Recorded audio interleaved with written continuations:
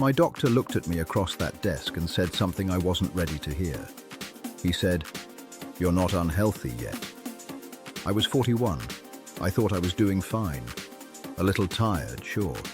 Carrying maybe 15 pounds more than I wanted to. That word, yet, sat in my chest the whole drive home. And somewhere between the highway exit and my front door, I made a decision. I was going to figure this out, properly. Not with a crash diet, not with some 30-day cleanse. Actually figure it out. So I did something a little obsessive, honestly.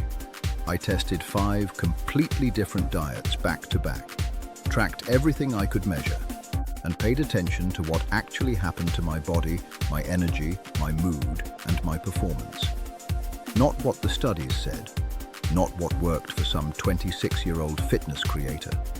What worked for a man over 40 with real responsibilities, a real schedule, and a metabolism that had clearly decided to go in a different direction without consulting me.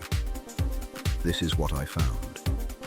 Let me ask you something first, though, because this matters. When most men over 40 try to lose weight or get healthier, what do they actually do? They go harder, eat less, move more, restrict everything, suffer through it, and then wonder why they crash out in 3 weeks. They treat it like willpower is the missing variable. Like if they just wanted it badly enough, the biology would cooperate. Think about it. How many times have you or someone you know run that exact cycle? Start strong, fade out, feel guilty, repeat.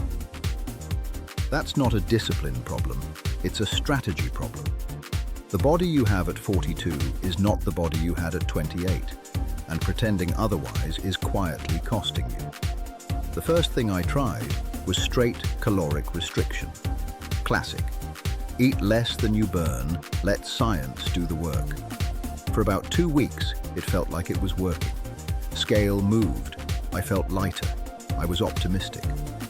Then something shifted. Energy dropped. Not just a little, but that flat, foggy kind of tired where coffee stops working. Sleep got worse. By week 4, I was irritable in a way my family definitely noticed, and the weight loss had basically stalled. What I didn't understand at the time, and this took me longer to piece together than I'd like to admit, is that aggressive caloric restriction without the right macronutrient balance can tank testosterone in men over 40 faster than almost anything else. Low testosterone doesn't just make you tired. It makes focus harder, mood unstable, muscle retention nearly impossible. The diet was technically working and biologically working against me at the same time. This is the part nobody talks about. The rules change after 40.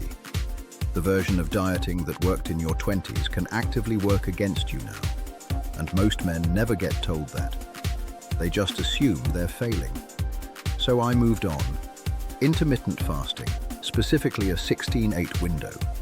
This one surprised me, not immediately. The first week of skipping breakfast felt like a small personal catastrophe. But by week 2, something settled. Mental clarity in the mornings got noticeably sharper. Hunger became more manageable, not because I was suppressing it, but because my body seemed to stop expecting food at arbitrary times. Weight came off more consistently than it had with straight restriction, and I didn't feel like I was running on empty. The catch was workouts. Training in the morning in a fasted state hit my performance harder than I expected. There's a version of intermittent fasting that works well for men over 40, but it requires timing it around your actual life, not just defaulting to whatever window the internet recommends. Let me get into the others, because this is where it gets interesting. Keto. High fat, very low carb, the kind of diet that makes people either evangelical or miserable. I went in skeptical and came out with more respect for it than I expected. The first 2 weeks are genuinely rough, and there's a reason people talk about the adaptation phase like it's a rite of passage. Once I was through it, though, something happened with my body composition that none of the other approaches had done. Visceral fat, the kind that sits around the midsection and is the actually dangerous kind, started shifting. Inflammation markers I'd been tracking came down. Mentally, I felt unusually even. Not wired, not crashing, just steady. The honest downside is that keto is socially inconvenient in a way that compounds over time if your life involves meals with other people, travel, or anything resembling a normal social existence. Effectiveness isn't the real question with keto. Sustainability is. The Mediterranean approach came next, and if I'm being straightforward, this one felt the least like a diet. More protein from fish and legumes, healthy fats, vegetables that actually taste like something. The results were slower, no dramatic transformation in the first month, and I'll admit, I almost dismissed it too early for that reason. But the blood work at 8 weeks was the best of any protocol I ran. Inflammation down, cholesterol ratios improved, energy stable throughout the day without the spikes and crashes I'd gotten used to treating as normal. There's something about this way of eating that doesn't feel like restriction. It feels like you're paying attention to yourself. For men over 40, especially those with cardiovascular risk in their family history, this one has a quiet kind of staying power that the flashier approaches don't. Carnivore was the last one. All meat, essentially. It works faster than almost anything for short-term fat loss and joint inflammation, if that's something you're dealing with.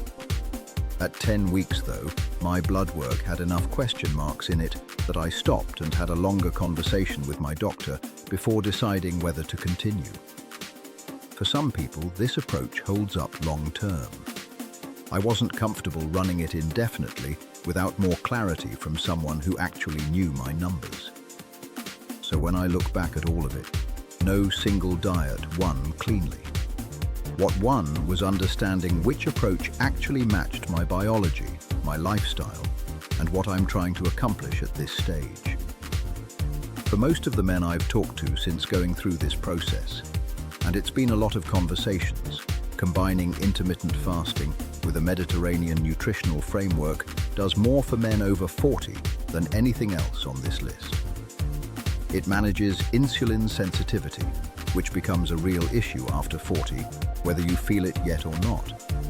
It supports testosterone rather than working against it, and it's actually sustainable, which matters more than most men want to admit when they're still in the motivated phase of a new plan. Do you see the shift in thinking that has to happen here? The men who stay stuck in that start, crash, restart cycle aren't lacking willpower.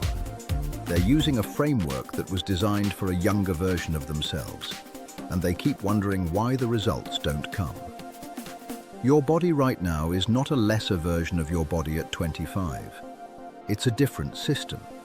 It responds to different inputs. The moment you stop fighting that and start working with it, something changes, and not just physically. The energy, the way you think, the way you carry yourself through the day. It all shifts when the foundation is right. Your 40s aren't the decline. For the men who figured this out, they're actually the point where things start to separate. The question worth sitting with is which side of that you want to be on.